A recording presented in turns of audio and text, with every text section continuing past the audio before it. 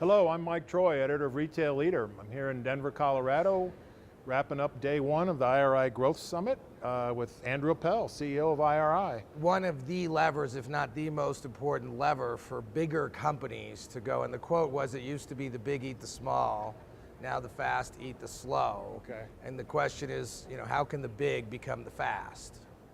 Right. And I think our assertion, if you just look at what's going on in the world around you, is that if you're going to be more nimble to meet consumer needs and create more personalization and win in these more complicated omni-channel environments, Sure.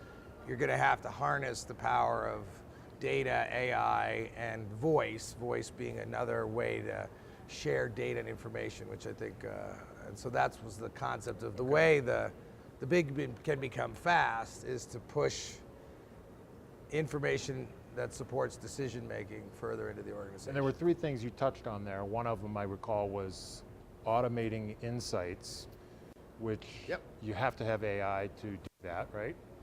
Well, I think so I said three things. I said the way to transform the industry, this was really the research and insights industry, right? From people who, I use the term opine on the behaviors of the past or tell you what happened versus actually create business improvement, was that we have to take all the decades of knowledge and push them out to the people that actually make decisions, right? Through augmented decision making. To do that, the first theme was we now have an opportunity to automate traditional insights. And so some of that's AI, and some of it's just advanced visualization coupled to a kind of a very on-demand, real-time data platform. But the simple concept was automate insights, augment decisions through AI and a bunch of capabilities, and then ultimately automate execution. So once you can augment, in the retail context, it would be a merchant, right? How do you put something on the merchant's desk, whether it's a simple platform or even a voice, which is, I think, a big, interesting. Yeah, talk a little more about voice and how the voice interaction is going to change the way people extract insights or engage with your liquid data. Yeah, look, I think, the first thing I said is if you take a look at the abstract, right, we have built data industries that largely use your eyes, think about your five senses to kind of absorb information, and then you have discussions with your colleagues to make decisions.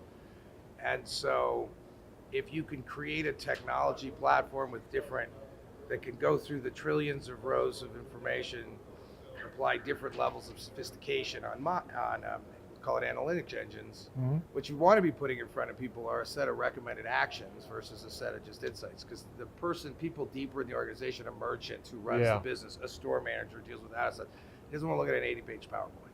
So the first thing is to create a platform that basically is putting out suggestions and actions. And then where voice gets really interesting is that it's a much more natural way to interact with information. Sure. And in some way, I threw out a hypothesis that said we are, as humans, kind of wired to make decisions by talking them through.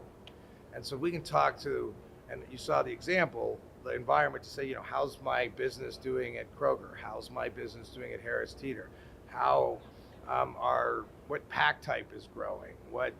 And if you think about, if you're a person who's basically grew up, running a business and not interacting with complex charts, you want to give them a tool that allows them to, Well, that's how we're all used to interacting with our mobile devices these days anyways. Yeah, exactly. And so we're all very comfortable with voice devices, and I think it's just emerging as a way to change business process.